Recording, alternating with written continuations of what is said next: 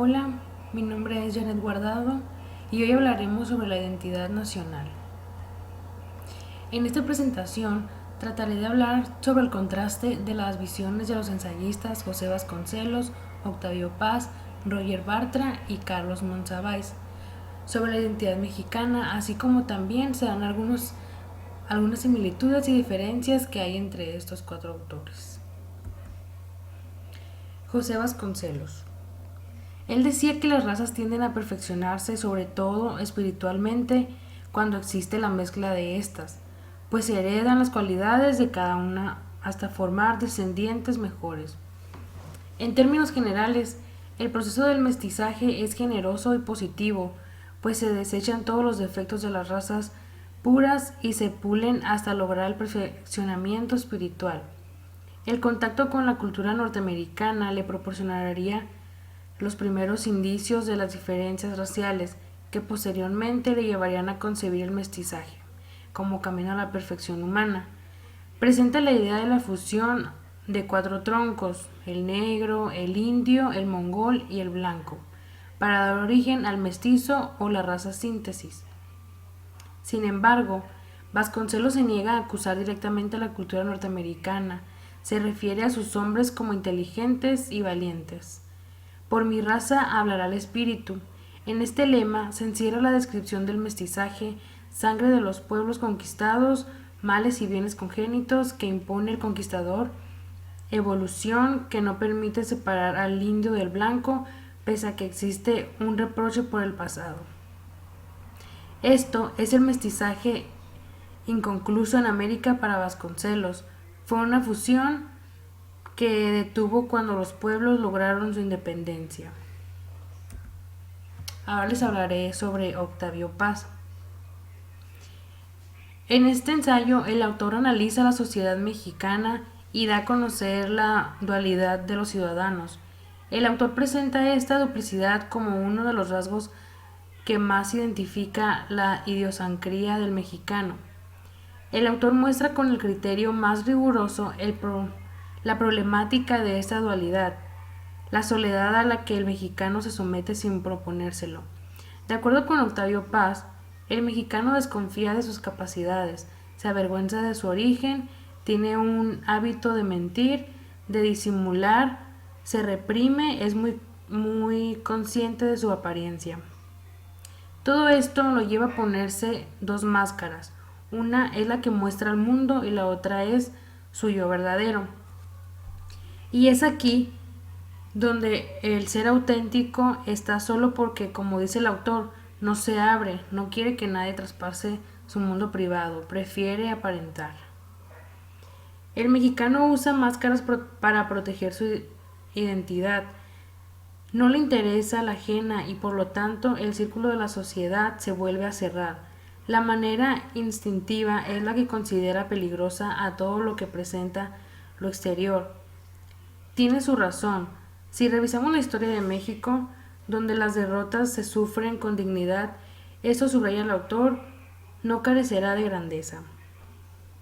Además, llega a la conclusión de que la consecuencia directa de que sus compatriotas muestren estas dos caras es que el mexicano se vuelve a ser un solitario e individualista. La dualidad del mexicano está presente en todos los aspectos de su vida. En el lenguaje popular, por ejemplo, hombría, dice Octavio Paz, es ser macho. Este es ser hermético, encerrado en sí mismo, capaz de guardarse y guardar lo que se le confía. Que es decir, que prefiere encerrarse en su propia soledad, en su laberinto. El no abrirse y confiar en los demás, escribe el autor, es el ideal de decoro en la cultura mexicana en el momento en que éste confía y renuncia a su soledad. Pasa a ser un rajado, en otras palabras, renuncia a su hombría. Ahora, Roger Bartra. En este ensayo, él propone penetrar en el territorio del nacionalismo mexicano y explotar algunas de sus manifestaciones para avanzar en el estudio de los procesos de legitimación del Estado moderno. Bartra expone que justamente en su postura frente a la muerte del mexicano muestra ese miedo a transformarse, a trascender. Es el lugar común de que el mexicano no le tiene miedo a la muerte y que hasta se burla de ella. Es una aproximación tan popular como superficial. En realidad la postura proviene de un desprecio a la vida, de buscar una muerte fácil de extinguirse como un miserable.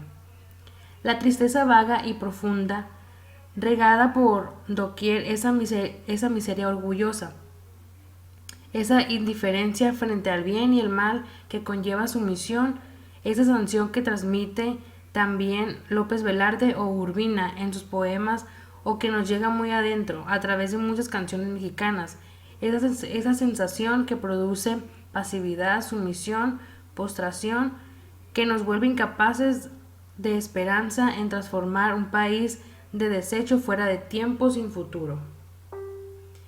Esa sensación es uno de los dos lados de la melancolía de Bartra.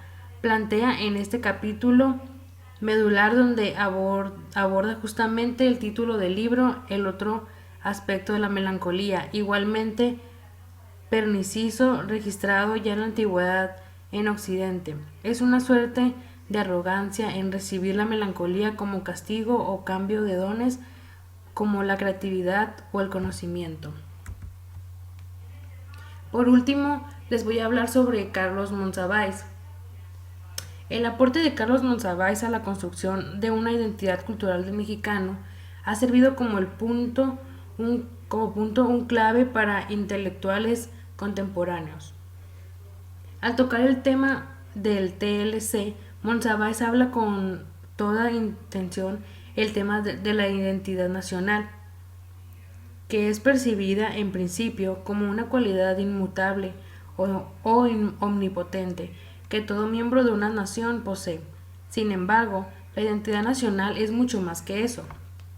No es lo mismo la identidad nacional de un capitalino que la de un sonorense. Tampoco lo es la de un hombre mexicano que la de una mujer mexicana, y menos lo fue en el siglo XIX, que en la actualidad, y por lo mismo el concepto general de identidad nacional está infestado, primero de anglicismos y después de cultura urbana. En el nacionalismo desabordado, el que nos crea la necesidad de poseer una identidad, que, cuando creemos conseguirla, muta constantemente, se transforma de personas a persona y adquiere un aspecto inalcanzable y ajeno. En palabras del propio Monsiváis, así la identidad nacional no es lo opuesto a la internacional, sino el método para interiorizar una condición internacional, la vida bajo el capitalismo salvaje, sin lesiones todavía más graves en lo psíquico, lo moral, lo social y lo cultural. Pues yo a lo que leí, yo saqué estas semejanzas y diferencias de la identidad nacional. Los cuatro autores tenían un mismo ideal de la identidad nacional. Otra, querían dejar en claro lo que como mexicanos pues nos caracteriza. Y en diferencias, si bien hablaban de lo mismo, pero cada uno tenía una idea distinta de identificar lo que para ellos pues era la identidad nacional. Por conclusión, pienso que estos cuatro autores dieron su aporte acerca de la identidad nacional debido a que cada uno tenía un distinto aporte a ella. Además, sentía que la identidad nacional se había ido perdiendo con el transcurso del tiempo. Si bien estos autores tenían diferentes posiciones al hablar de la identidad, había un mismo propósito que era identificar lo que era o en lo que creían que se basaba la identidad nacional. Y pues eso es todo de mi parte, espero les haya gustado y muchas gracias por su atención.